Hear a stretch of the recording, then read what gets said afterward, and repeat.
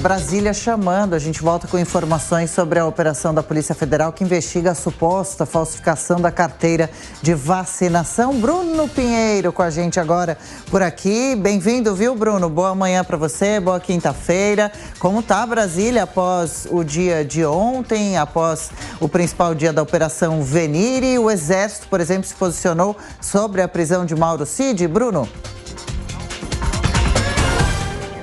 Já sim, uma repercussão imediata, inclusive. Adriana, você um ótimo dia, quem nos acompanha, sempre uma honra, uma alegria e uma satisfação. Só para a gente entender rapidamente o que aconteceu no dia de ontem, envolvendo esse oficial do Exército, o ex-ajudante de ordens do ex-presidente da República, Jair Messias Bolsonaro. Ontem, o diretor-geral da Polícia Federal recorreu ao Exército, a um oficial, ordenando que ele acompanhasse essa operação da Polícia Federal. Não chegou a repassar informações do que justamente iria acontecer na residência do ex-ajudante de ordens. Então, essa operação, além de agentes da Polícia Federal, um outro oficial do Exército acompanhou essa operação na residência. A gente já adiantava aqui ontem que ele não foi liberado. Ontem, por volta de 5h50, uma viatura, um comboio da Polícia do Exército retirou esse oficial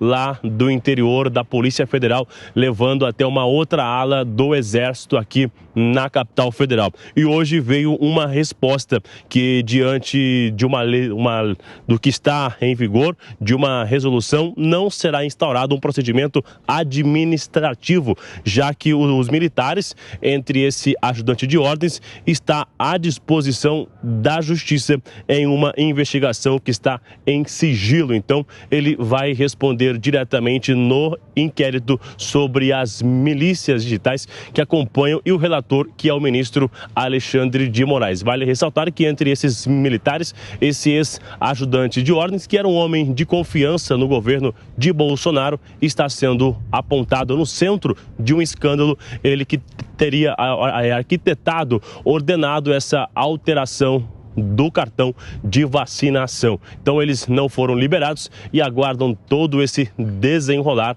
de uma investigação que continua em andamento e o resultado de uma operação da Polícia Federal no dia de ontem, Adriana. Pois é, pelo menos 6 presos, muito material apreendido, entre ele o celular do ex-presidente Bolsonaro, que disse o ex-presidente que nem senha não tem. A gente segue acompanhando. Bruno Pinheiro daqui a pouco de volta. Cristiano Beraldo, quais consequências, desdobramentos a gente deve esperar a partir de agora, depois de toda a ação da Polícia Federal ontem na Operação Venire, em Brasília e no Rio?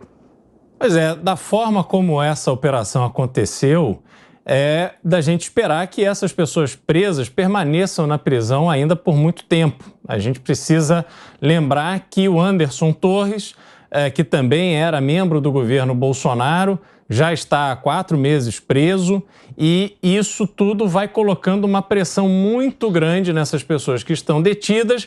Eu acredito que exista uma expectativa de que algum deles dê detalhes, fale, proponha uma delação premiada, algo assim. Acho que esse é o jogo que o Supremo Tribunal Federal está jogando, e, com isso, as consequências são ainda imprevisíveis. Até porque a gente não sabe o que mais a Justiça e a Polícia Federal está fazendo, está trabalhando contra o ex-presidente Bolsonaro, quais são as linhas de investigação que estão sendo adotadas e como é que elas poderão repercutir aí numa sequência de eventos que, na minha opinião, é o que deve acontecer.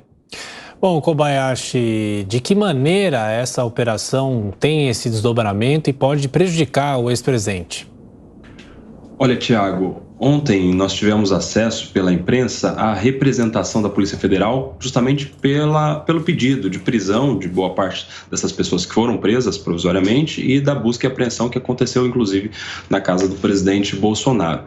E lá há um farto conjunto de provas que indicam que o coronel Mauro Cid, de fato, procurou meios de falsificar não só o cartão do presidente Bolsonaro, da filha dele, de 2 assessores, mas muito antes disso, quando ele estava descobrindo como fazer, o cartão da própria esposa. Inicialmente ele tentou por meio de um médico que era sobrinho de alguém próximo dele no estado de Goiás, depois ele conseguiu esse cartão de vacinação, depois ele tentou inserir esses dados no Ministério, no sistema do Ministério, no Rio de Janeiro, mas no Rio de Janeiro não dava porque só poderiam ser inseridas vacinas dos lotes que foram enviados ao Rio de Janeiro. Então ele rasgou, cancelou aquele cartão do Goiás, fez um novo cartão no Rio de Janeiro, tinha um esquema lá muito bem organizado com um vereador, com alguém de uma secretaria de saúde de um município, de Duque de Caxias, e exatamente no mesmo município, pelo mesmo servidor, é que foram